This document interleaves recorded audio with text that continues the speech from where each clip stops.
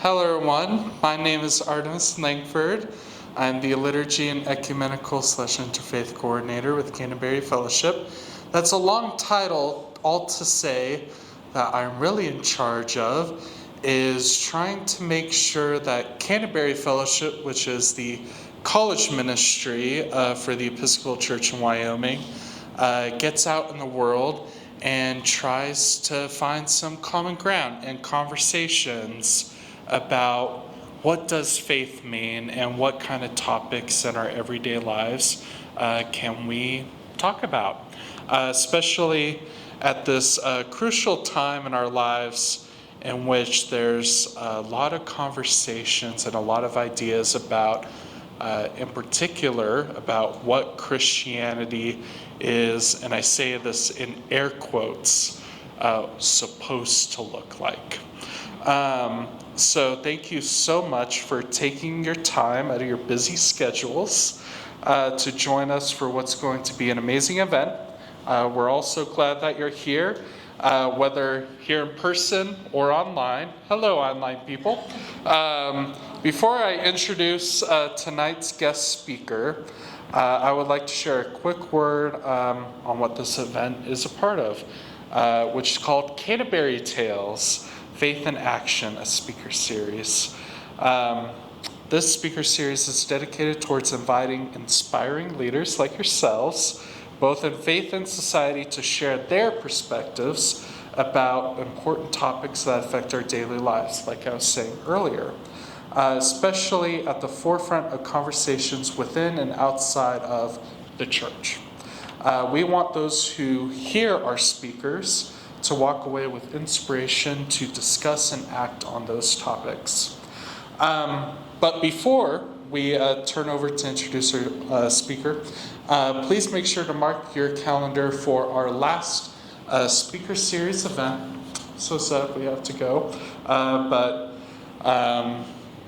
please make sure to mark your calendar for May 1st, Thursday, May 1st, from 5 to 6:30 p.m. at Co-Library 506 in this room for Representative Trey Sherwood. She'll be our guest speaker to talk about faith and politics, which has never been controversial ever. And we'll love to have you. Additionally, Canterbury Fellowship, as a college ministry, we meet every single Wednesday night at 6 p.m. All are welcome to attend, but none have to, of course. But please consider attending. Anyway, tonight we're exploring a very, it's something that we've heard of, but not really well known. It's monasticism. Something that we mainly hear about in the context of medieval history, but not something that we hear about in the modern day. But I have news for you. It's still around. But it's not something that's at the forefront to everyday Christians unless you're Catholic. But Episcopalians actually have monastic communities and orders. So Christians have some perspectives about what monasticism means and brings. So let's talk about it tonight, beginning with introducing this evening's guest speaker. Our guest speaker tonight, and if you don't mind turning over your own slide on the computer, I apologize. Meet Sister Hannah. Or Mother Hannah, an Episcopal nun. Thank you. Please give a round of applause. An Episcopal nun and Prioress of the community of St. Mary's Southern Province, nestled on the edge of Tennessee's Cumberland Plateau. Did I say that right? Okay, awesome. The convent is a place of prayer, service, and community, where daily worship meets organic gardening, spiritual direction, and yes, even Star Trek marathons. Sister Hannah didn't always imagine herself in monastic life. She was actually a clinical dietitian in North Carolina until she told her parish priest, "I just wish I lived in a community of people who like to go to church and like to do service." That's called a convent, he said, and we had those. One Google search later, she found St. Mary's, and the rest is history. Now, as prioress, she helps ensure that St. Mary's remains a place where ancient traditions meets the reality of the modern world, offering wisdom, renewal, and radical hospitality. Sister Hannah, please take it away.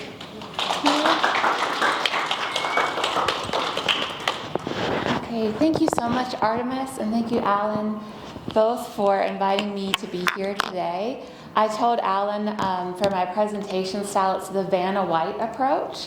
I am used to walking and buying vows and turning over letters. I had the board game growing up, so I'm just living into that. So yes, so that is our logo for the Sisters of St. Mary, and I am Sister Hannah, and we will get started. Thank you, Artemis, for being my assistant. So this is just a brief overview of what we'll talk about tonight. Just the history of the word monastic, what that means, a very, very brief overview of religious life, our rule, which is the rule of St. Benedict, we're a Benedictine order, the history of our community and our current ministries, and this next point is something Alan particularly wanted me to talk about, the ancient traditions and how they apply to modern times, like Artemis mentioned, and 10 myths about religious life, which is going to be hilarious, and day-to-day life, and just also how to stay connected and learn more about us. So the word monasticism comes from the Greek word monos, which means alone. So you renounce the world and you live apart. And Christians don't have the monopoly on this. There's Buddhist nuns, there's Hindu nuns. So when I say monastics, we're just talking about the Christian slice of that. So the biblical examples for this way of life are Elijah and John the Baptist. We know the story of Elijah. He lived in silence and solitude in the desert, and that enabled him to be a powerful prophetic witness in his time. And then John the Baptist is considered to be, in the Orthodox tradition, John the forerunner, because the silence and solitude and wilderness life of prayer and fasting also were a great example of monastic life for the Orthodox and the other traditions to follow. Let's not forget about the women. So since the earliest times, women too have been drawn to dedicate their lives solely to God. This is the not actual, but hopefully that's how Anna the Prophetess looked with AI. And so we know from the Gospel of Luke that she was a widow and she lived in the temple and she spent her days fasting and praying and just basically living a life of consecrated service to God in a time where it was women were supposed to get married and have kids. So even back in the earliest biblical days to now, it's been kind of radical and countercultural. Oh no, the image didn't work. That's sad. Okay, so the first 2 centuries of Christianity, there were tons of persecutions. People were thrown to the lions, they were imprisoned, they were put to death. And then this is an image of Constantine, so just use your imaginations here, conquering with the sign of the cross. So in the year 313, he had this vision right before he was going to go into battle. And the vision said, "In the name of the cross, conquer." So he repainted all of his Roman war eagle stuff with the sign of the cross, and he won. So he's like, this Christian stuff is amazing. We should legalize Christianity.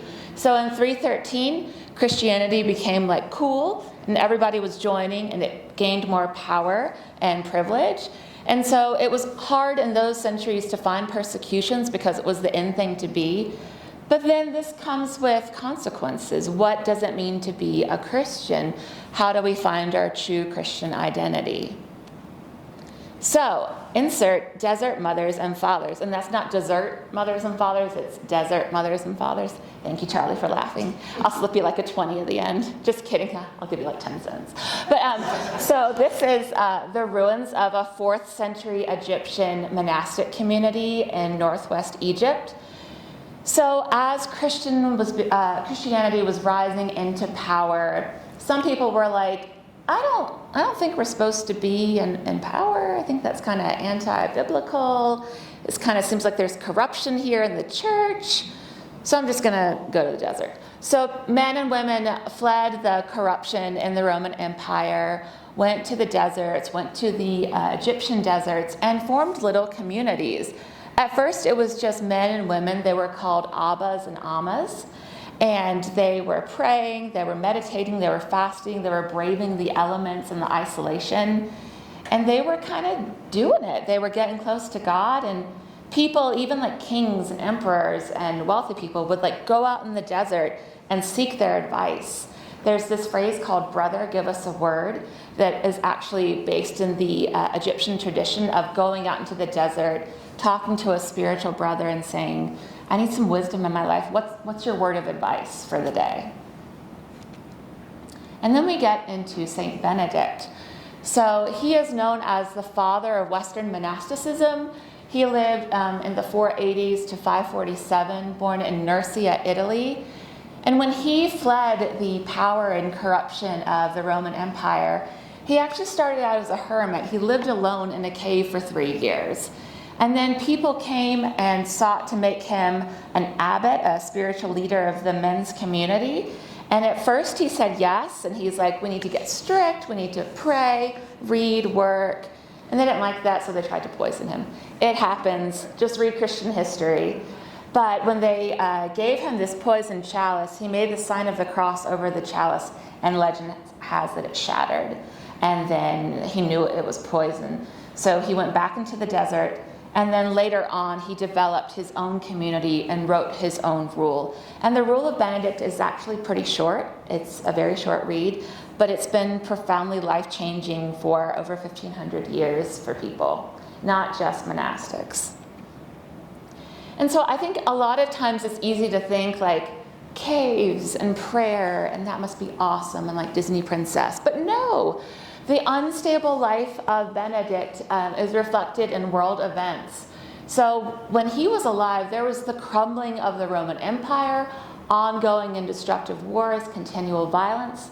There was also a climate crisis. There were food shortages, economic struggles, and the plague of Justinian was the first ever bubonic plague. Y'all know about that? So like 30 to 50 million people were just dead from the plague. So it wasn't like it was easy to live this way. There was lots of instability in the life of Benedict and the surrounding world.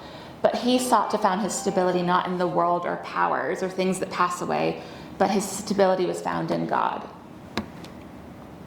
The Benedictine phrase that you'll see at convents and monasteries, both Roman Catholic and Episcopalian, is ora et labora, prayer and work, because it's all about that Benedictine balance, and you'll hear me say that throughout this presentation.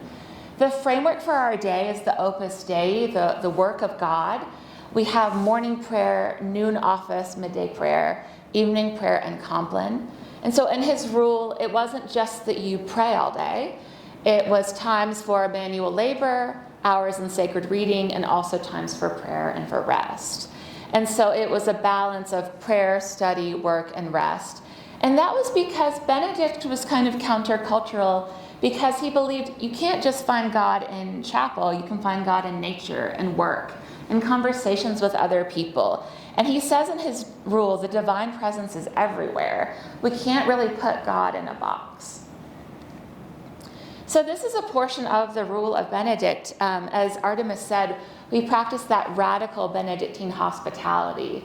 So in a time that was very hierarchical, Benedict said, I don't care who you are. If you come to my monastery, we're going to honor you. We're going to honor you as a person of Christ.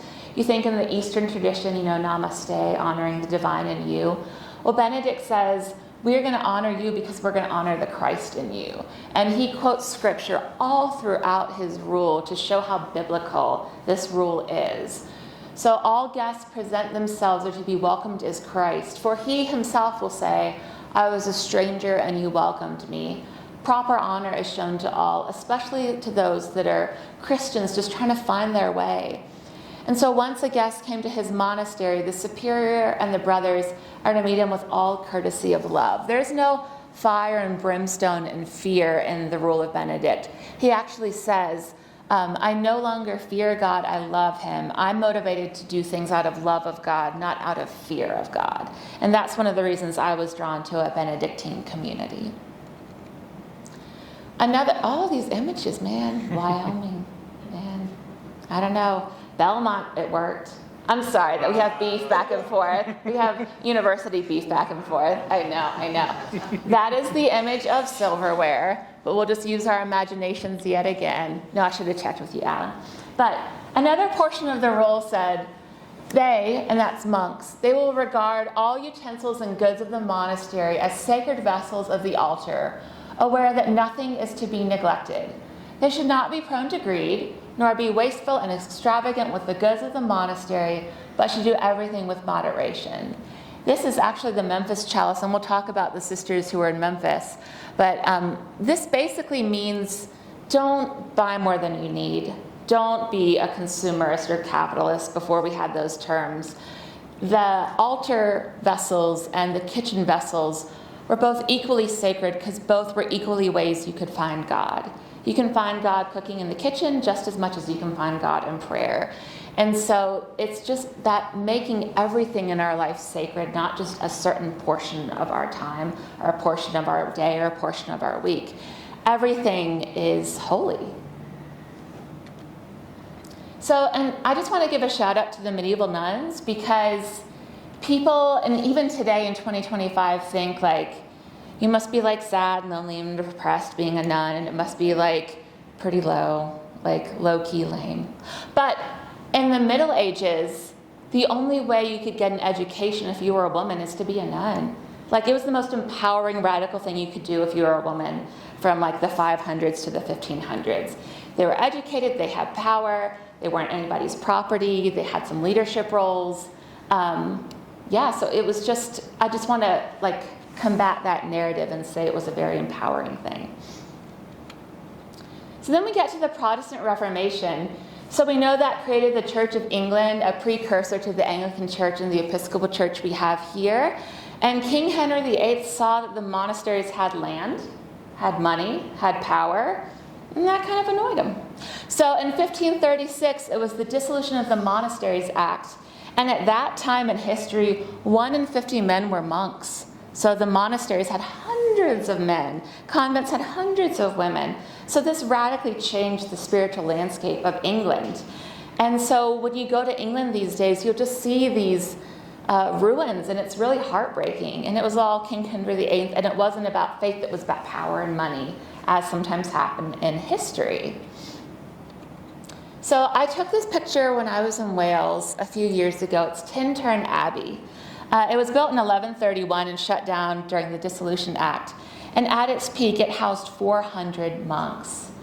And so you think about 1536 and when our community was founded in the 1800s, there was 300 years of monastic silence within the Anglican tradition. 300 years. And that's because there probably were times in that period where Anglican, Church of England, Episcopal groups tried to start, but people were sus. Did I use that right, Artemis?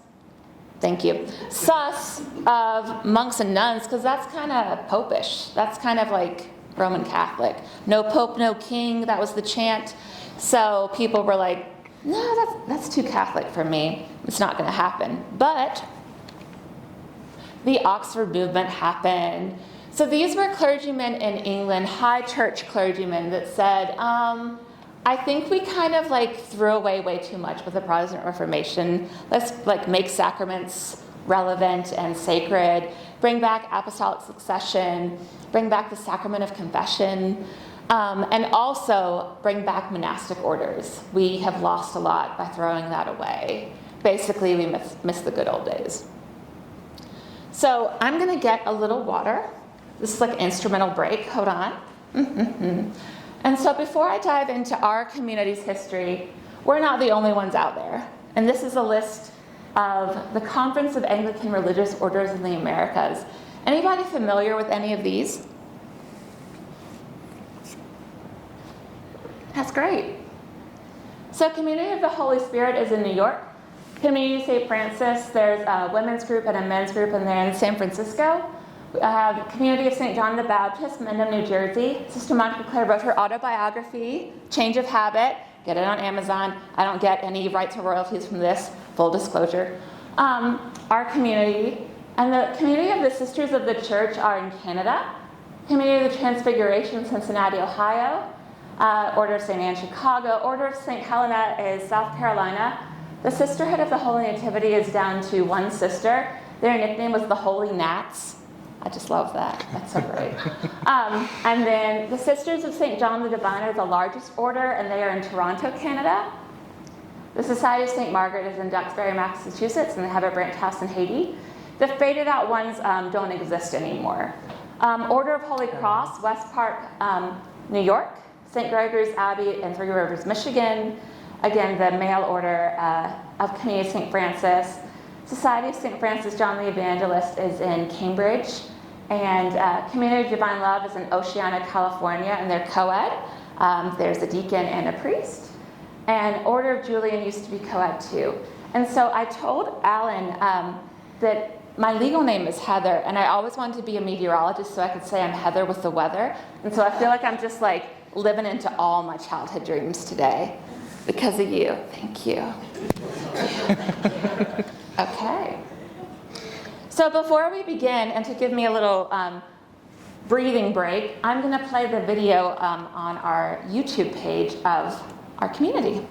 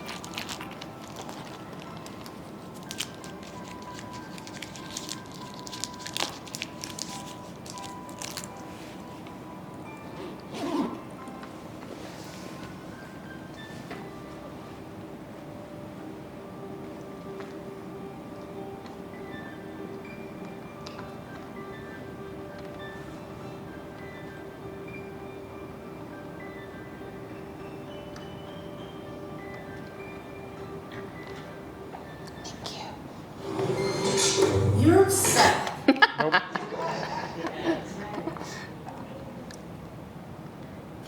Shout out to former presiding Bishop Michael Perry.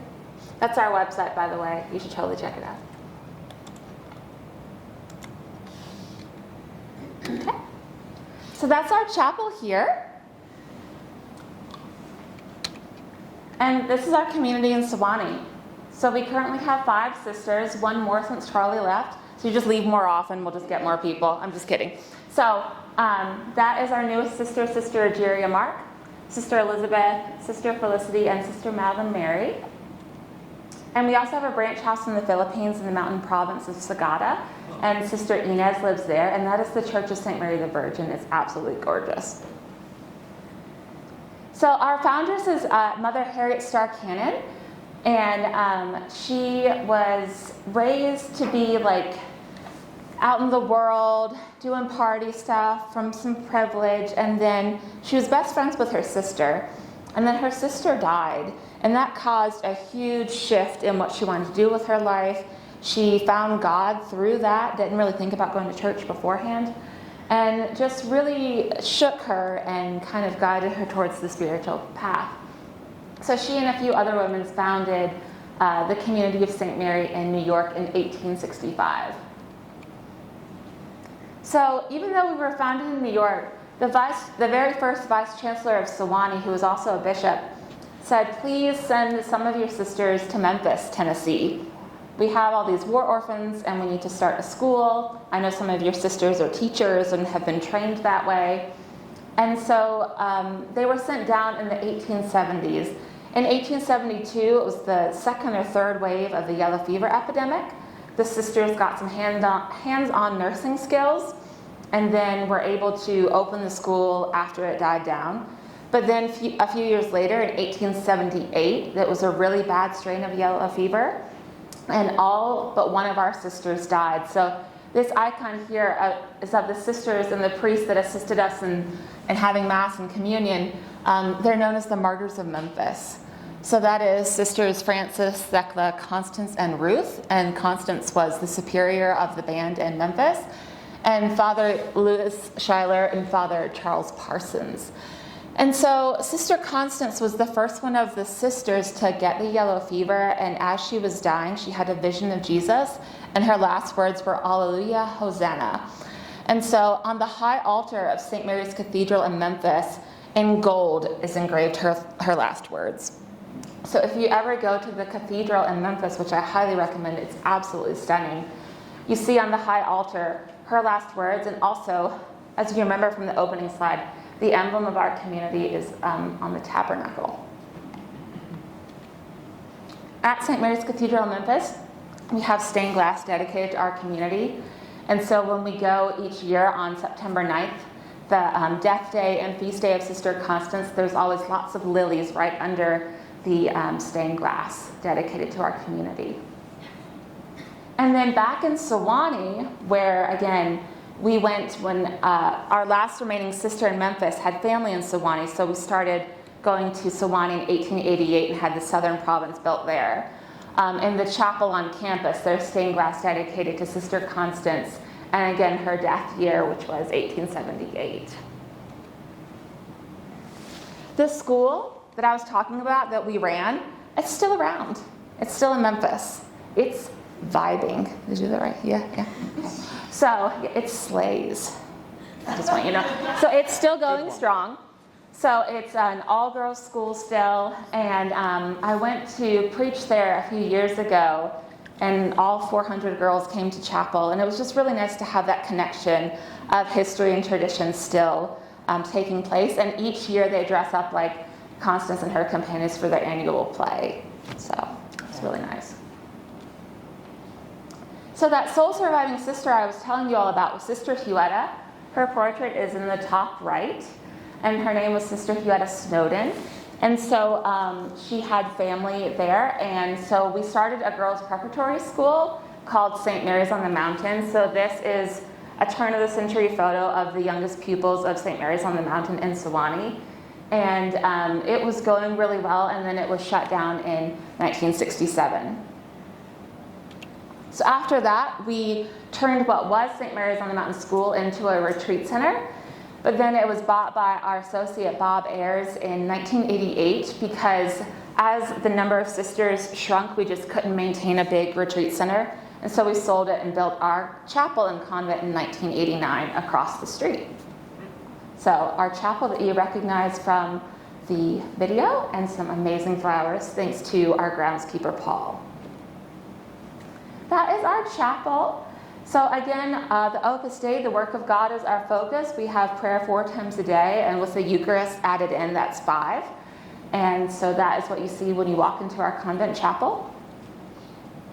And in the back of the chapel is this gorgeous portrait of Sister Constance. So we never forget her. Every time we go into the chapel, her portrait's there. And she is behind us in the chapel, so she literally and prayerfully, I know, has our back. And it's just very inspiring to see. So our modern day work and ministries include guest ministries. A lot of convents and monasteries do this to this day. We have specific rooms for guests. We also have organic prayer interns, and I have multiple slides dedicated to that.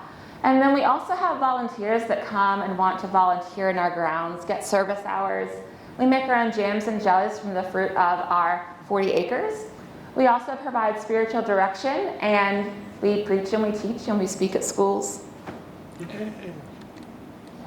This is our guest space. So we have a hermitage cabin that has no internet, and we purposely wired it that way for people to just disconnect, slow down, take a break from the internet, focus on their prayer life. We have a little fireplace.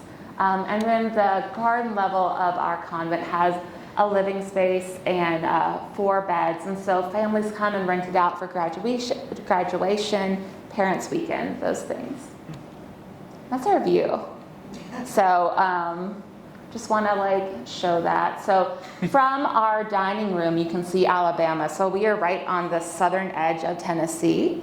So we're about 20 miles away from the Alabama border. And it's just gorgeous to live there year-round. Spring, summer, fall, winter. It's just amazing. Our organic prayer program internship started 12 years ago We have two options, a summer internship and a gap year or long-term internship. And the founding members said that it's really the acronym for this program is SOIL. Sacramental, Organic, Intentional Living. They work in the convent and the garden. If you have any questions, ask Charlie Bond. He was one of our interns. So every Saturday they rotate in making lunch for the sisters. And so they learn cooking skills. And that's the interns making muscadine jelly from the muscadine grapes in our garden. And that's two of our summer interns taking lavender to thistle farms, which I'll talk about later. So that's like literally the fruit and produce of our garden. So we grow fruits, wild raspberries, mushrooms, asparagus, okra, figs, cherry tomatoes, squash, green beans, kale. It's pretty amazing. That's Sister Elizabeth and what she calls the new veil, the hairnet. So she's really quirky and amazing and wonderful.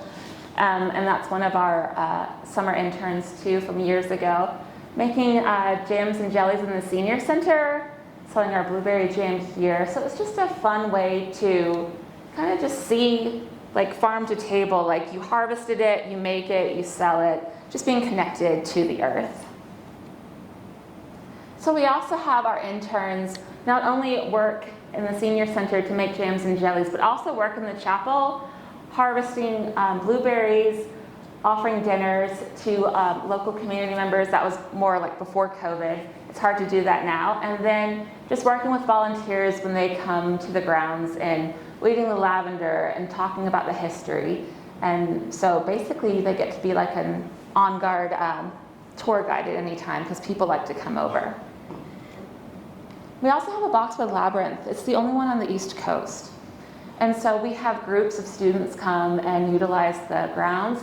That is a group, I think in partnership with St. Andrew Sewanee School. And so when you enter the grounds, there's this arbor, this archway, and it says Benedicite, which means we bless you, we praise you, welcome. And we have this hand at the entrance right there, and this blown up here. May those who cherish nature have the will to protect it. And so we just love inviting people to our labyrinth. So you can do it individually or as a group or just walk it silently. Our grounds are always open to the public. Part of being an intern is learning how to ring the chapel bell, serving at the altar, being a lector, going to choir practice with the sisters, and serving in the chapel. So it's that Benedictine balance of prayer and chapel time, and then gardening and rest and fun time. We also ask our interns to do a contemplative prayer service. So that it's combining a topic of care for creation with passages of scripture, with prayers, with local musicians playing different hymns. And so one intern did a contemplative prayer service on trees and had this amazing quote from Jane Goodall: "The forest is for me a temple, a cathedral of tree canopies and dancing light." And then another intern had the sacrament of food and agriculture, and then just different scripture verses talking about food and God and caring for creation and honoring God by caring for creation. And so we don't only have women interns. We have guy interns, we have trans interns. We have weekly reading from the Rule of St. Benedict. So that is an example from our Benedictine Rule class. That is interns offering a meal to local community members. And that is the first two interns I ever met were Wad and Andrew, representing us at like a craft fair. And I thought I was being pranked because the very first people I met when I came to the convent were these two dudes. And I was like, am I at the right place? And Andrew is from Hendersonville, North Carolina. It's a very, very thick accent. I'm from North Carolina too. And he said, "Welcome, sister." And it scared me. But anyways, like, we're great friends now. Like, it's fine. I just didn't know there'd be like dudes at the convent. But it worked out great. That is the path to our Boxwood Labyrinth. We have about 100 lavender shrubs. That's our main crop. And we have flowers that line the path, and it's absolutely gorgeous. So if you want to come and harvest lavender late June, late July, that is the time. It depends on how many cold snaps we have. Lavender. Our summer interns get so much of it.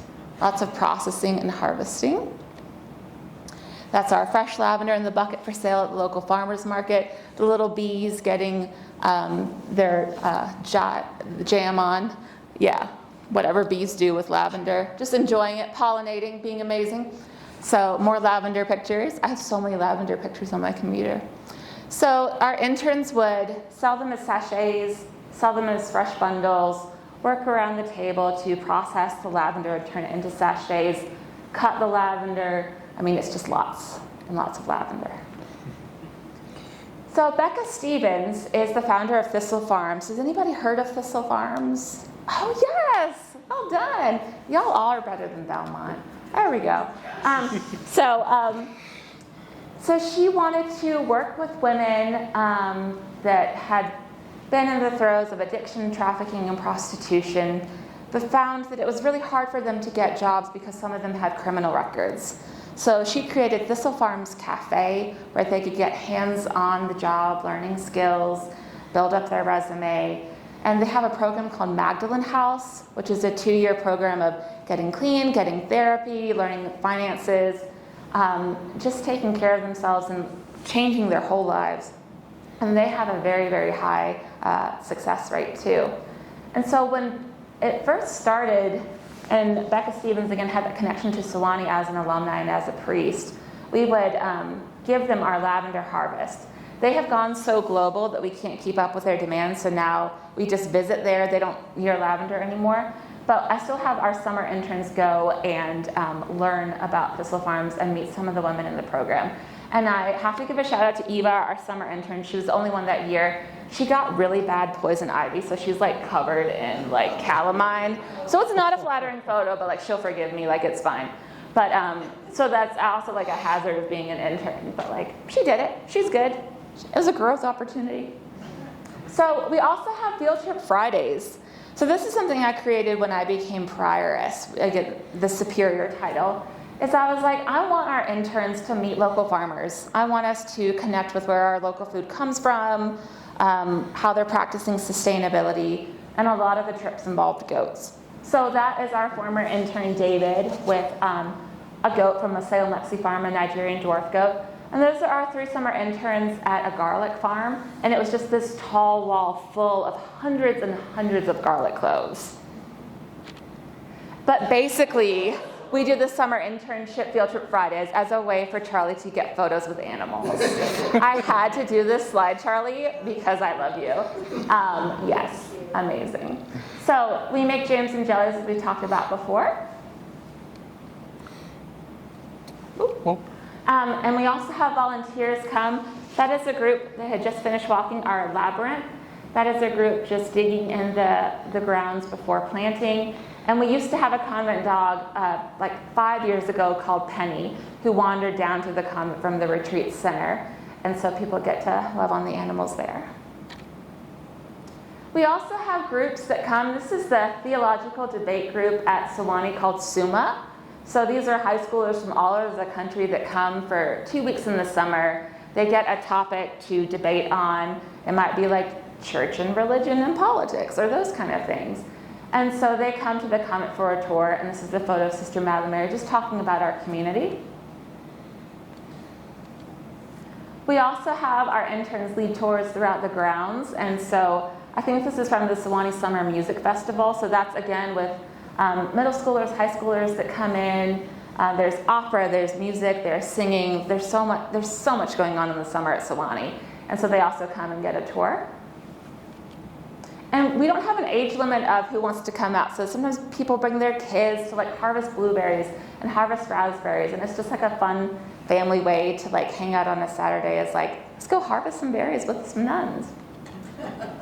And again, as Artemis said, my background is clinical nutrition. I was a hospital dietitian for 5 years. So I tell people I can judge body and soul, like dietitian nun. Like, this is a hard crowd. This is a really hard crowd. I should have given you the joke beforehand. And so if you can go back one. Oh, sorry. What I love about this picture is a lot of times people, especially from like industrial places, big cities, think that blueberries just come in like plastic containers at Kroger. And so it's a way like, the girls actually told me in this photo, like, I had no idea blueberries got so tall. I didn't know what they looked like on the plant. I didn't know how much fun it would be to harvest them. And so we get to kind of introduce people to the earth in like a different way, like Introduction to the Earth Take 2. And so it was just really fun for her and educational, and we have a giant blueberry enclosure behind the intern's house. And so I feel like God uses all of your past and redeems it. So like my background in nutrition and dietitian and clinical work there, it's all bound up in what I do now in my ministry. It's also just fun to connect with nature and little animals. So a little turtle there too. Okay, transitioning into ancient traditions and modern times. So our feast day is the Feast of the Presentation. That's our patronal feast, February 2nd. And what I love about this feast is it's a candlelit feast, and we do like the plain song chant in the beginning with the antiphons. And lots of people from the Sewanee community come out and support us in that way. And it's just something powerful, as those of you that have attended a recent Easter vigil, about like a group of people praying and chanting by candlelight. There's just something so holy and sacred and hard to find these days with that. So again, that's an ancient tradition in the modern day to just go back to the Feast of the Presentation and do that communal worship together. Also, the daily offices, and I've talked about that before, especially during COVID, several of our interns would reach out to us and ask us, what time was the noon office? What time was evening prayer? Because they wanted to turn in their prayer books and like pray at the same time we were. Again, different time zones than us. And there's just something about the communal Book of Common Prayer services that kind of keeps you grounded when the world's falling apart. So no matter who's president, if you turn to page 120, evening prayer is going to happen. No matter how bad your day is, at 5 o'clock Central Time, these nuns are lifting you up. And there's just something very grounding about these ancient rhythms of prayer that provide stability in a very unstable time. And also, I just wanted to do an overview of the vows. So a lot of times people think vows are just for nuns, but there's marital vows, there's ordination vows, and as Christians, there's baptismal vows. And so I wanted to go over the monastic vows I'm under and just how they apply to my life and your life today. Can you still see me okay, Alan? Okay. Oh, man. Imagine junk. Imagine hoarding. Next time I'll do the slides run through. So it's a bunch of like trash and things. So, so the vow of poverty, it's all about answering one question: what is possessing us? So the vow of poverty says we are not going to let material things possess us, because you get to a point with, especially with hoarding and things, where your possessions are possessing you. So this is all about, do we have a healthier relationship with money, with material things? What is that about? Our vow of poverty as a monastic says we place our trust and hope in God, so not material things. We make space for others' opinions and ways of being. We practice responsible stewardship of God's gift to us. We care for creation. We practice recycling and composting. And we avoid possessiveness towards things or towards other people. And we practice common ownership of things. But the takeaway for all of us gathered here is, what do your purchases reveal about your priorities? Are you practicing responsible stewardship? Are there hidden areas of possessiveness that you're not aware of? So vow of poverty is basically the wisdom of the vow can be applied to all of us in this room and on the YouTube call. The vow of chastity. So for myself and for a Catholic priest like this man, the vow of chastity means we don't get married. All of our energy is for our ministry. We don't have romantic relationships. We are celibate. So there's a difference between celibacy and chastity. Celibacy means we are unmarried, we're single, but all of us are called to be chaste.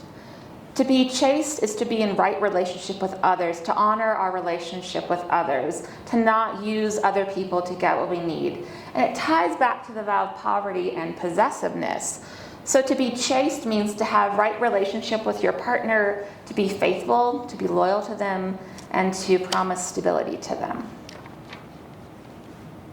The vow of obedience. This is from Sister Jerry Mark's novice ceremony.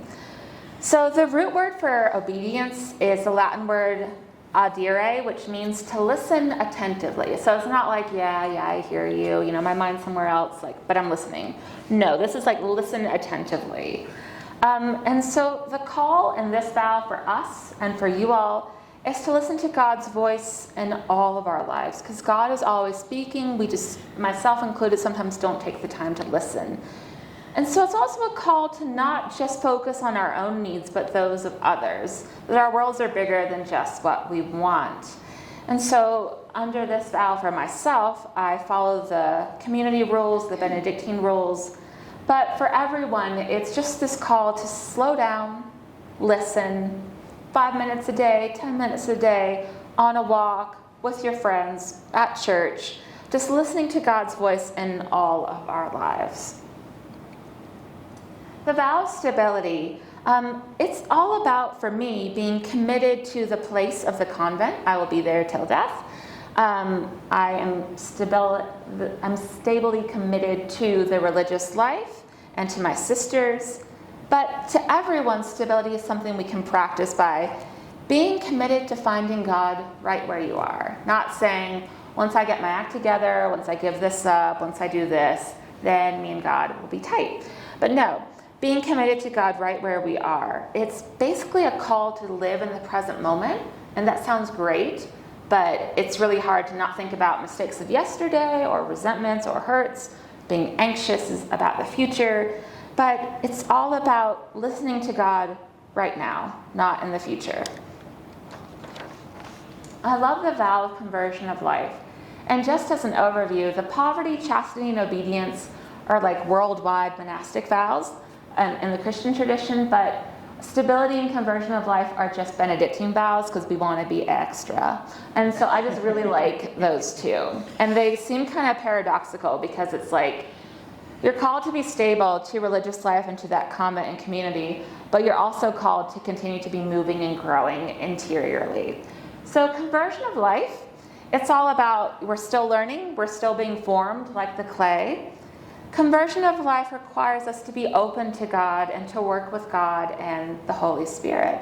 I think it's from Jeremiah where the prophet says, you're like the clay that's like fighting back to God, no, I want to do my thing, but God's like, I'm trying to form you, just hold still. So, that's like the Message version, but you can check me on it. I grew up Baptist, I know my Bible. But it's basically saying, nobody has it together. I repeat, nobody has it, not even nuns, priests, bishops have it together.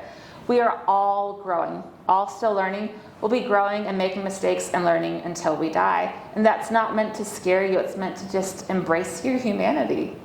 And so again, we are all the work in progress, always learning and always growing. So that's what that vow is about. This is what I'm really hyped up on. The 10 myths of Episcopal nuns. Oh yeah. I want to have a shirt cannon next time, Alan. At sporting events where you just we have some pretty sweet threads too. You can ask Charlie. Okay, ready for number? I feel like David Letterman's top 10 now. Oh yeah. Okay, Episcopal nuns aren't real. Woo! That's the number one. When I spoke at Alan's class today, I said, raise your hand if you knew there were Episcopal nuns. Nobody did. But that's all new converts. Yeah. So there we go. These are two sisters from the Episcopal Sisters of the Transfiguration in Cincinnati, Ohio. They like to make memes, which is awesome. So the joke here is, I tried to explain that I'm an Episcopal nun, but he kept asking when I became Catholic. So it's just fun because whenever I go out to places, people don't think I'm real. It's kind of I'm full-time tooth fairy job. You heard about us, but haven't seen one. But you have now. Okay. Number 2.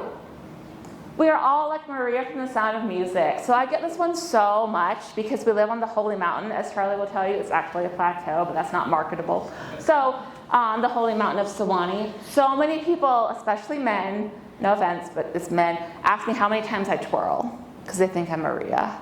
If I had like $1 for every time somebody said, "Do you twirl like Maria?" Like I'd be like so rich. I don't twirl. Okay? We are scary AF. We are scary AF. You know I was going to do this one, Charlie. So most people, young people, when they think of Nun, they think of the horror movie The Nun, and they came out with a sequel, The Nun 2. Where are these people going? I should like come out of the like movie theater and be like, we're nice. Just scare them with kindness. Just be like, we're actually not that way. This is a stereotype. But that would be scary too. So when people think of nuns, they think like of Maria, Son of Music, or this monster. Like there's no wiggle room in between. So that's not true. We're not scary.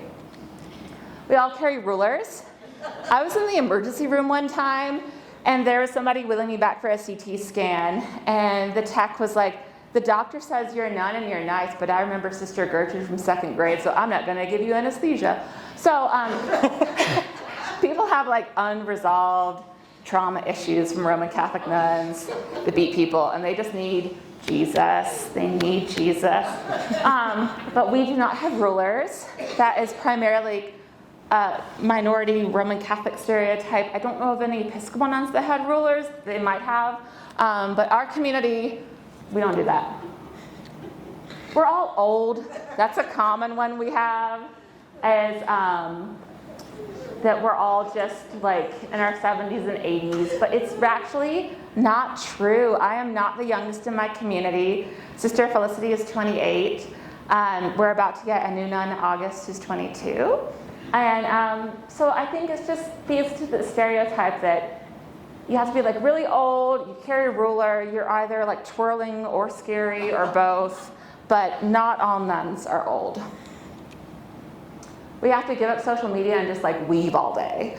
So I was on the phone with an AT&T representative, and something about like our cell phone, and I was saying something about like Netflix, and they were like, "What?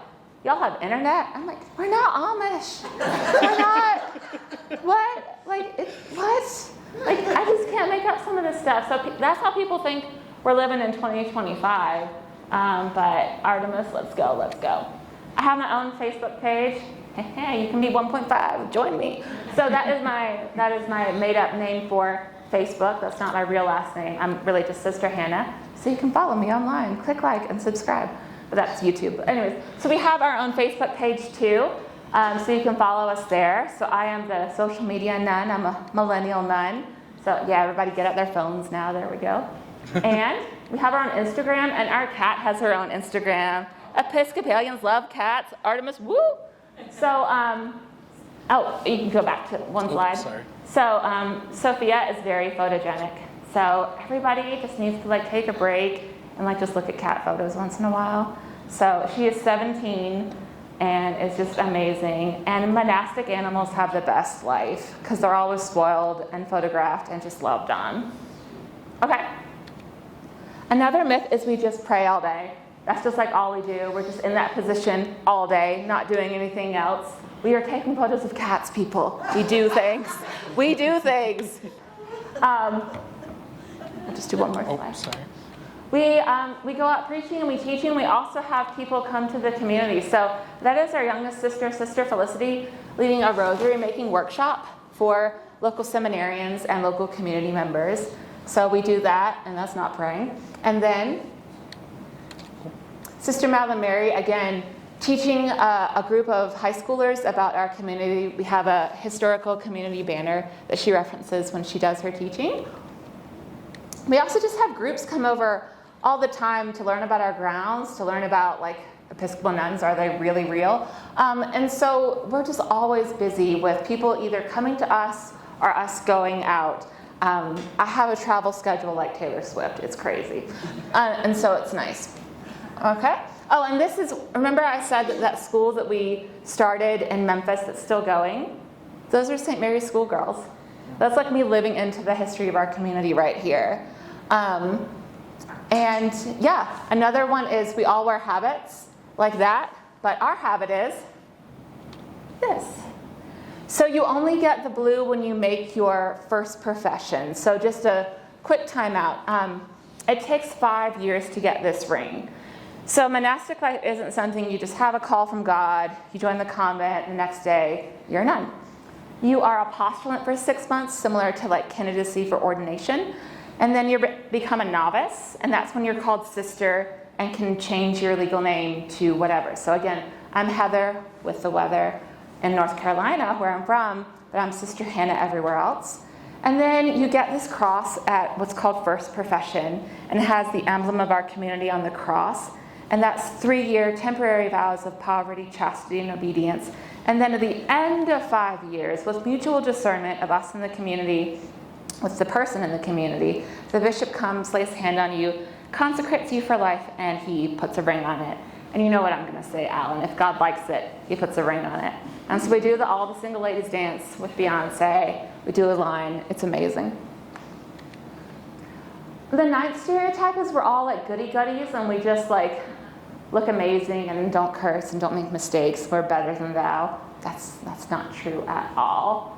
We like to be badass. Oh yeah, go ahead, Artemis. So that's Sister Madeline Mary. She's the former leader. She just learned how to like fight a fire, and she was pretty hyped. So we had the department come out. So we had Sister Egeria Mark learning how to put out the flames. And so like we just do stuff with the local community members. We're not praying all day. We're not just, Sorry. So they came out and taught us how to use fire extinguisher, and we had a blast. There we go. It was fun. Okay. The last myth is we all have strict old school religious beliefs. Like we must be like, pre-Vatican II era, like honor the patriarchy, all this stuff. No, Sister Egeria Mark became a priest earlier this year, and we love having a woman at the altar. It's amazing and empowering. And what I love about being an Episcopal nun is like you can be a nun and a priest, and that's not discouraged, that's encouraged. And so we love having a priest nun in our midst. And that is us at her ordination. And it was just a very exciting day. And that is the Chapel of the Apostles, the seminary chapel in Sewanee. Also, going back to like old myths kind of thing, we welcome everyone. Like I said, we have men and women interns. We have trans interns. We have queer interns. It's not that we don't like straight people, but we just encourage diversity. We are radically inclusive. And so a lot of times people, when they see a habit or think nun, think like very strict, very judgmental, very narrow. We are the exact opposite. And a typical day, that's another question I get all the time, is we wake up, we have an hour of quiet time. For some people, that's doing the rosary. For some people, that is centering prayer. For some people, that's Lectio Divina. We don't mandate how you use your quiet time. We have morning prayer and Eucharist, breakfast with whoever attends the worship, work time, noon office, lunch, work time. Work time can consist of going to school, being in seminary, preparing for the next sermon, having a group come to the convent and giving them a tour, talking to a guest, answering a prayer request, praying with a neighbor, visiting a shut-in.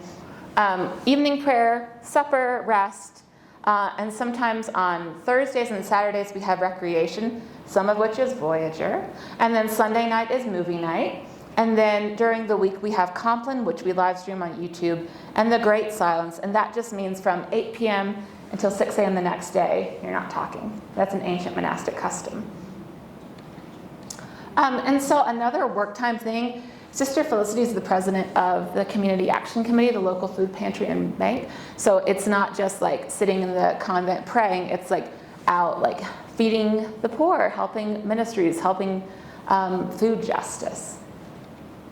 And recreation is fun. Sister Elizabeth is so competitive. We love it so much. And so she was gonna win the Bible trivia. So it's just really great. And it's a time for our interns to come and hang out with them as well. Ways to stay connected. So you don't have to be a nun to benefit from monastic wisdom. Interns, volunteers, friends, but if you want a formal association, you can become an associate. These are men and women that want to find that Benedictine balance. They work with a sister to create a rule of life, which is just kind of how to structure your day. And then you develop a rule of life, and then you're admitted as an associate. And then we have Oblates. It's a 2-year formation program One of our oblates calls it as being like a half nun, which isn't untrue, which is when you stay where you are. You don't come to Sewanee, but you're like, I'm really drawn to the morning prayer, evening prayer, monastic office rhythm. I really want to study the Rule of Benedict, read the commentaries. It's one book every 6 weeks about Benedictine life, monastic life.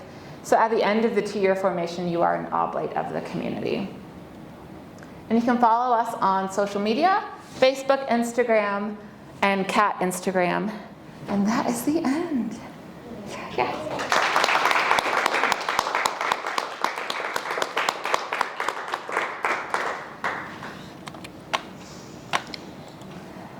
Thank you for your patience with me and the pictures.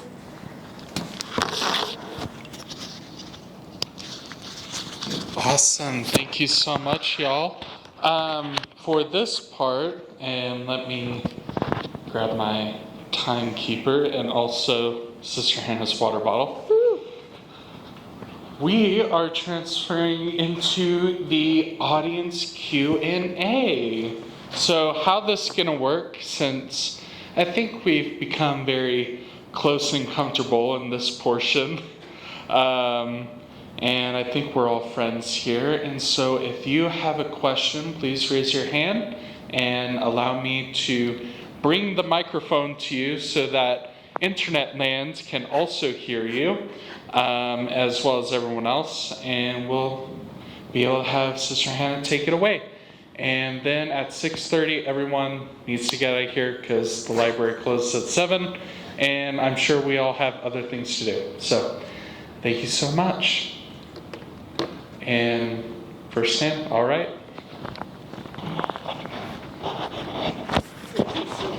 I love silly questions. How was your name chosen? I chose it. So, 20, 30, 40 years ago, the superior would choose your name, but that's rarely practiced now in Roman Catholic and Episcopal communities. You have the option.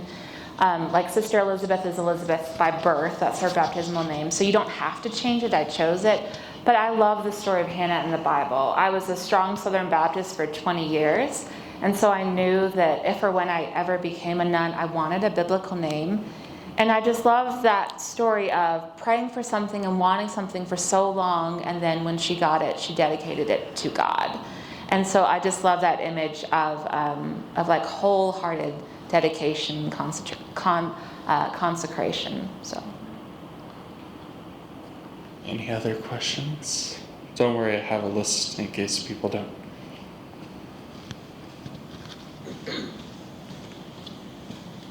Thank you so much for being here. What do you do during the winter months when it's snowy, like the picture? Because I know so much is done in the summer. There's always polishing of brass in the chapel. There's always painting of walls and repairs. The lavender we freeze in a deep freezer, so there's always time to make sachets. There's basically lots of indoor work. There's like the scrubbing of the floorboards and headboards. There's normally always some kind of interior projects and things. The last time we had like a heavy rain, the volunteers would like Windex the inside of the dining room glass windows, and there's quite a few of those. So never boring.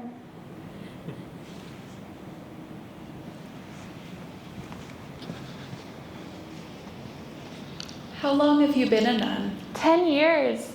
I know. That means I started when I was 10. I know I'm not 20. But sorry, that was a joke. And like Artemis said, I found the convent and everybody's like, what's your call story? And I'm like, Google. I Googled Episcopal convents near me when I lived in Greensboro, North Carolina. And the importance of having a website, people, it changes lives. So I entered in 2015, made my solemn life vows in 2020, actually 2021, January of 2021, and then became Prioress in 2023, which is a 5-year term. So it's been a whole 10 years. Yeah. Any other questions? Oh. Thank you. I know that you mentioned that, this, like you joining the community and when folks are interested in joining, it's not something that just like happens overnight, but But when you did join, was there anything about like the process or once you were in the community that surprised you that like you weren't expecting maybe? Well, I told Alan, and this is serious and like kind of sad, but turned out good. When I joined, there were 2 sisters in their 80s, 2 sisters in their 60s, and me. And there was a very good chance that it might kind of die with me. But you always hope that it won't. But I had to accept the fact, and this is happening across the church, right? Not just in Sewanee, Tennessee, but in different denominations. And so I think a big part of my discernment, and especially because one of our sisters had dementia, and we took turns caregiving. She had a hospital bed and a wheelchair, and it was like, is this all there is? Is this just going to be perpetual caregiving? And then that's kind of discernment with any kind of relationship or job is, just realizing it could go either way. Now we have 2 new sisters and another one on the way, and we're thriving and growing. But you saw in that list, there are several communities that are blacked out because they're not thriving. So I guess I was surprised that it might be kind of dim, and then more surprised that it like grew. So, but yeah, I think you just have to be aware that you have to just be open to failing or succeeding through the Spirit, either way. And I think that's that call to Benedictine stability, where it's like, no matter what happens, I really think God is calling me here. So, yeah.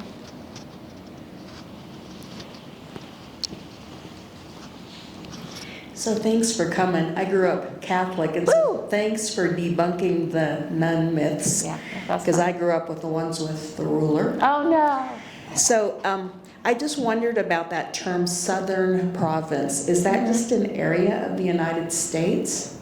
That is a great question. So our mother house was in New York, and then we expanded to the south, and the Southern Province was formed officially in 1888. And our mother house became the Eastern Province because it was in New York. And then later on, we expanded to go out west to Wisconsin. So that was called the Western Province. And the Eastern Province had a branch house in Malawi, and we have the branch house in the Philippines. So at our peak, it was Malawi, Philippines, New York, Wisconsin, Tennessee. So now that the Western Province has literally died out, Sister Mary Grace died at 103. I mean, she held on for as long as she could. An amazing, amazing woman. And the Eastern Province left the Episcopal Church to join ACNA. It's us. So, but we can't say Community of St. Mary Southern Province because they still have Community of St. Mary, that name, but it's now ACNA. But we just keep the traditional 1888 name, Southern Province. But that's a great question. Thank you for asking.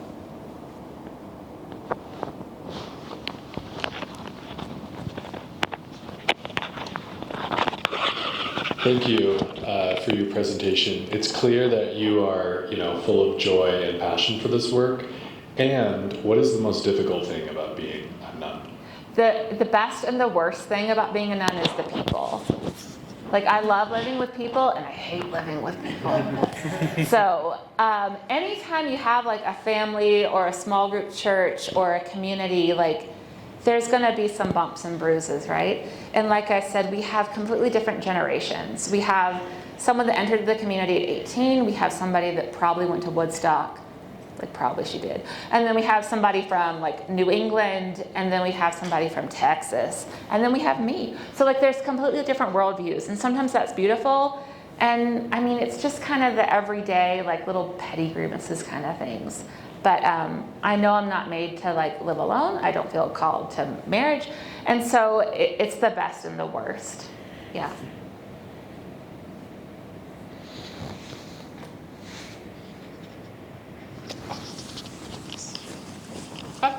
Sorry. So hi, well thank you for the presentation, it was really nice. So my question was, you said how there was like those workshops and events, how certain nuns or certain people who are associated with the convent can like give like little special events and teach the community. Could each person sort of personalize that, like depending on like their academic or their like career choice? Like you said that you're a hospital dietitian, and so is there any way of like, if you're like, for example, I'm a history major, is there like sort of way for like people can like use that career choice and sort of find any meaningful like ways of bringing it to the community? Yeah. So both Sister Malamary and Sister Elizabeth were teachers before they entered. And you can really see that come out when they mentor the interns, when they teach the interns the Benedictine rule. Sister Felicity did archaeology, but also is very gifted with archives, and so we have a lot of archives to take care of. And then, so yeah, like everything is used. Nothing is like suppressed or repressed or anything. And going back to like associates and oblates, one of my favorite stories of somebody joining the convent as an oblate was a married guy with 5 kids and a wife.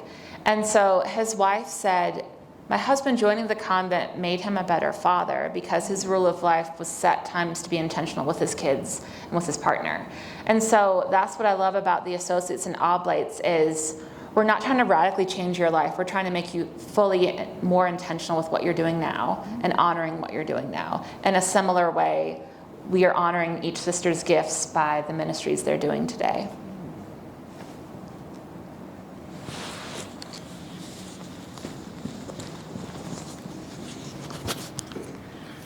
I don't have a question, but I want to give you a compliment. Okay. I really enjoyed your presentation on the Benedictine order, the rule, and it's much better than what the Roman Catholics do. Got some shade up in here. And she can say that as a religious studies instructor. Okay, good.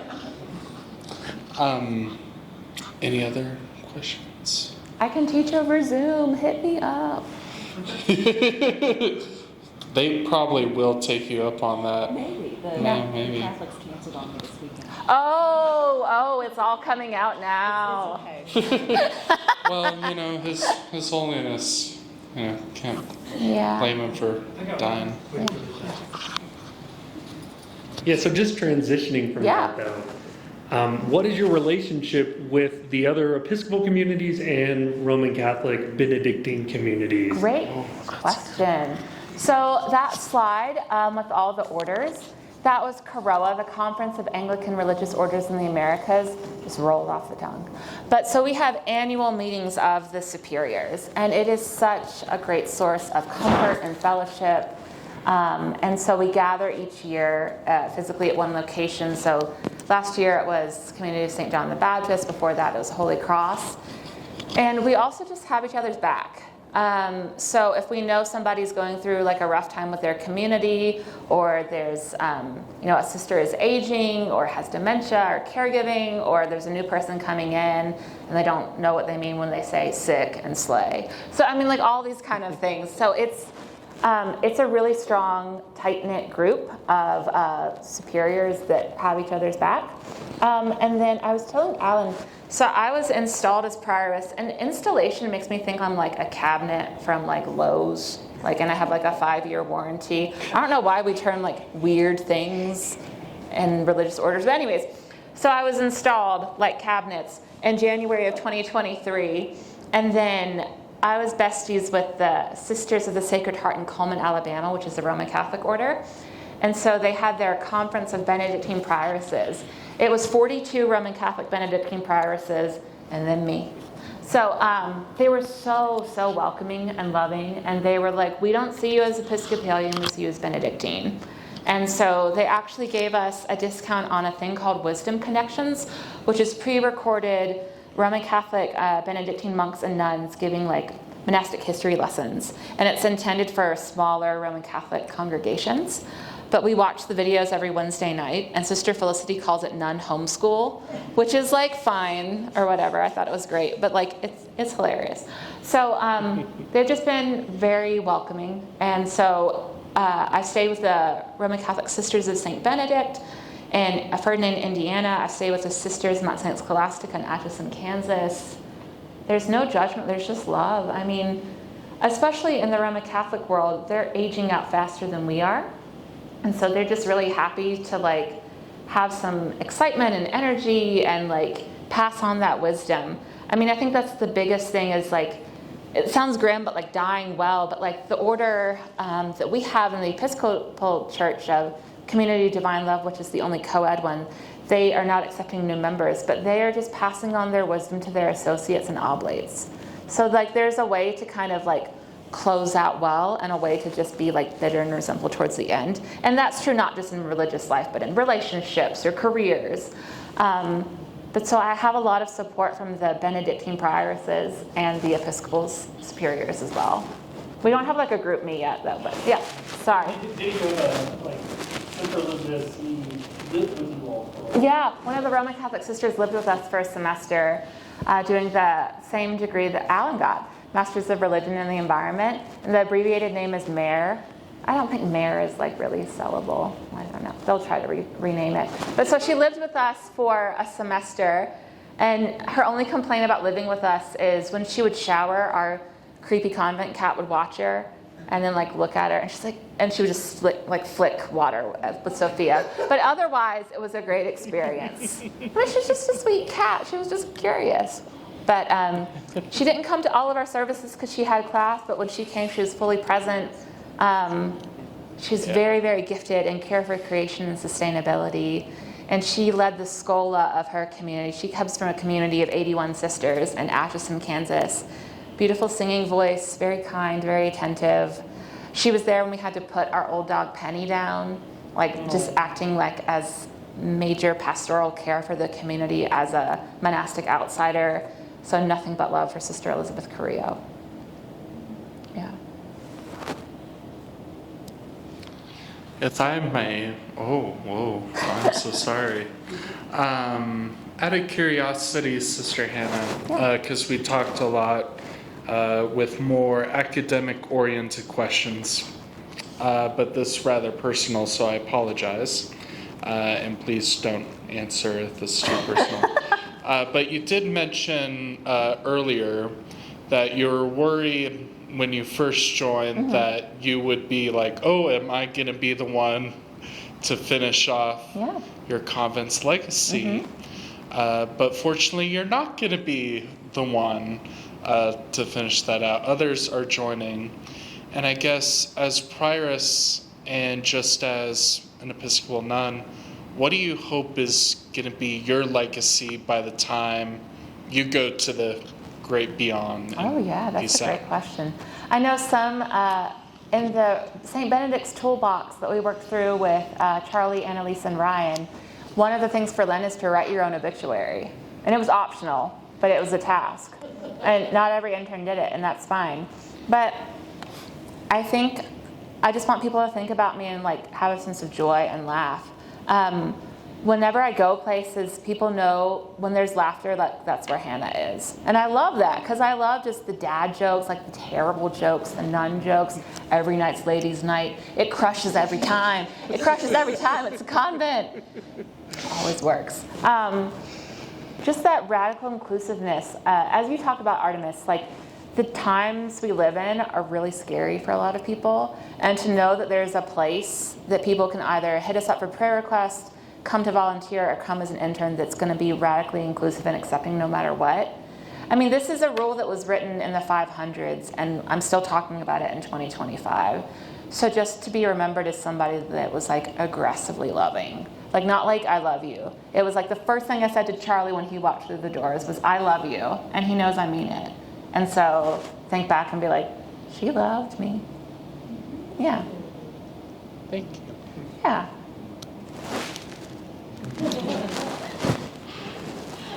All right, we got time for some more questions, if anyone has any. Otherwise, I brought a list just in case. Seriously, 25 questions. But don't worry. In the meantime, I was curious also because you do a lot of prayer in addition to finding God, as you said in your presentation, everywhere. And I'm curious because I'm sure folks in internet land as well as here might find this interesting. How do you connect with the Holy Spirit? Because I think that's interesting from a monastic perspective, because I've heard clergy share their perspectives and I've heard lay people share it, but you're kind of in your own little world. Yeah, I am in my own little world. So when I was a little kid, the biggest way I connected with God was to go out at night and look at the stars and just feel like the night breeze. And I was convinced that like gentle night breeze was the Holy Spirit. And it was just like the time, my parents didn't have the greatest of relationships. They got divorced. And so it was a time for me to just have that like 5-10 minutes, just be like quiet and still and alone and look up and like know that God has my back and like feel like the Holy Spirit. I still feel close to God in nature. I mean, that's why I peppered in that slide with the fall or the winter view.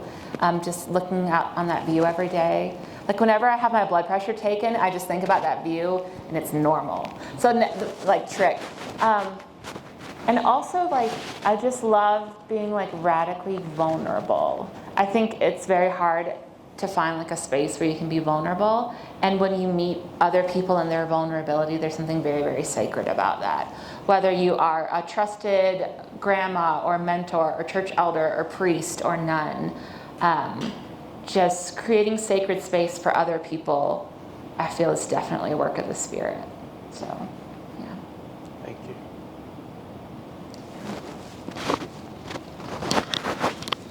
Any other questions? So you have the daily office Yeah. that you do. So what do you do in the in-between times to close up the gaps of unawareness of God's presence? Yeah. Ooh, to close up the gap? Yeah, to close up the gaps of those. Yeah. So one of the things that's great about our location is we are 4 miles away from the University of the South. So it has an undergraduate program and a seminary, an Episcopal seminary. So we have like nonstop access to like sitting in on any classes we want. So I never got to take medieval spirituality. And so one of my professors and former academic advisor had that. And so I got to take medieval spirituality on Friday afternoons at her house this year, learning about Cloud of Unknowing, Julian Norwich. And that was really insightful. And again, how that his meaning was love. That's like a common phrase throughout that. And all shall be well. And like, you know, these voices, the communion of saints, we don't just say like the communion of saints, we like live into that, you know, as we read these writings, as we hear the stories of the saints, as we hit up Julian for prayer. I hit up Pope Francis for prayer today, so yeah. I love that because our theology says life is changed, not ended. And these seminary classes remind us of that. One of our other sisters goes to another class on Mondays, our days off. Oh yeah, we get a day off. It's Monday. It's great. Some larger communities, I went to a community of 110 sisters in Indiana, and the only young person there came up to me and she was like, I'm jealous of you. I'm like, you have 110 sisters. What are you talking about? And she's like, we don't have a day off. So, yeah, they have like a half day once a month, but that's kind of like radical. And I'm always like preparing for my next sermon. I'm also a pianist at a non-denominational church. So I tell people in between church and church, I go to church. So there's like 8 a.m. Eucharist, 10:30 non-denominational where they use the Broadman hymnal but do Episcopal liturgy. It's great. And then noon office at 12. Just talking with the interns. My first official act as prioress was to install handrails on the front 2 steps because like everything is a fall risk. So I take like my healthcare background and apply that. Like you were saying, like those skills, they always come in handy. I am in charge of the oblate program. So that is weekly reports for 2 years.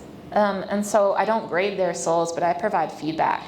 And I am not a trained spiritual director, but the weekly reports have their daily Lectio Divina notes, and they're very vulnerable and very raw, and so it's like a real honor I have in reading them.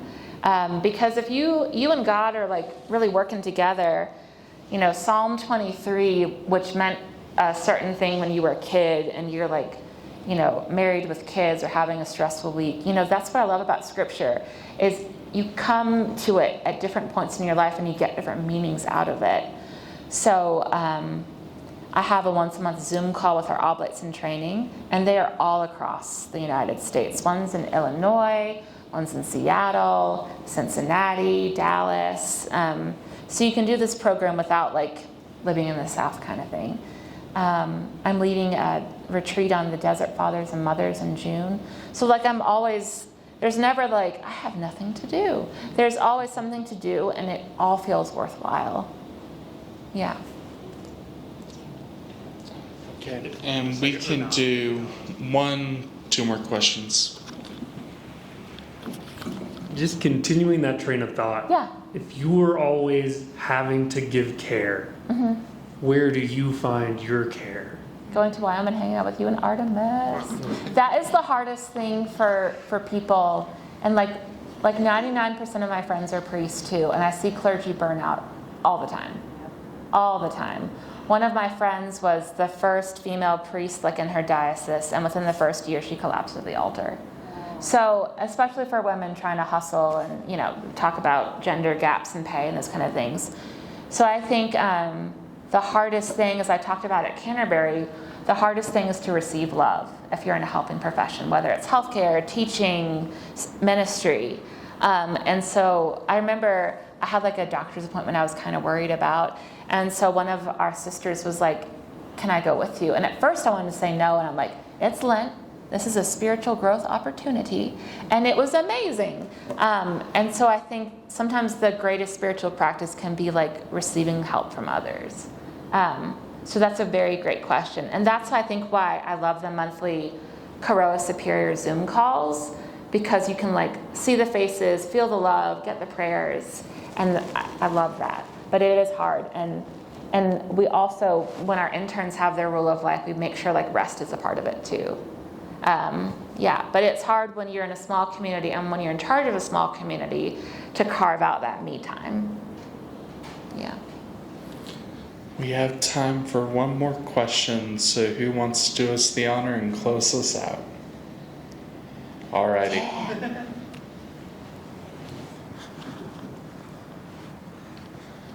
So I guess my question is, so during those times when, like those times of rest or those days where you're not like have to follow along with the schedule, are you allowed, is it like when you're pretty much doing whatever you want, is it like, does it have to be inside a convent, or can you like go outside and do whatever you want basically? You can do whatever you want, especially on like Mondays. You know, Mondays the convent and chapel are closed. It's our Sabbath day. You know, and I'm not like a strict prioress, so like Saturday our intern's like gonna skip one of the prayers to go to the National Cornbread Festival in South Pittsburgh. Highly recommend. So try to like going to things in town, supporting other people. Before I went to seminary, my Mondays would be in Chattanooga at the Moon Pie store eating my feelings, which is not healthy. But it's amazing. I'm just sorry, I have to be real, Charlie. So when my family comes to visit, we go to the Rocket Center in Huntsville, go to the Nashville Zoo. I mean, Sewanee is not far away from a lot of big cities and like fun things to do. And so it could be as simple as just hanging out with friends on campus, or going to the Oldham, which is the movie theater. So when I went to see the Barbie movie, as we have all done, at Winchester in the Oldham Theater, right as I was about to enter the theater, I saw like the nun promo, and I'm like, it's everywhere. I try not to be a nun for one day. They're just everywhere. So yeah, it finds you. But it's hard in a small town to like kind of have like a Sabbath day, because people know you when you're in town. So sometimes you have to like kind of drive further away just to go where nobody knows you. So just kind of relax. Yeah. Alrighty, folks. Please join us for our next event, Faith and Politics, with Representative Trey Sherwood on May 1st at 5 p.m. To 6:30 p.m. Here in this room, Co-Library 506. It'll be great. Bring your questions, because we'll have a very similar Q&A. Sister Hannah, thank you so much. This was wonderful. Please give her a hand. And please, once again, you can find them at their website, on Facebook and on Instagram, and also you can friend her on Facebook. Yeah. So, and nun merch. Also, nun merch. Shilling for the Lord, you know? Sister Felicity Right? makes rosaries, and so does Sister Egeria Mark. And we also have little pins, because students at Sewanee are basically Dementors. They have a long, like Harry Potter black gown. Come on, Charlie, you know it. We also have stickers too that you can put on water bottles. And so it has our Venmo and those kind of things. So yeah, so little nun merch for sale if you want anything. Yeah. Thank you again so much for your attention.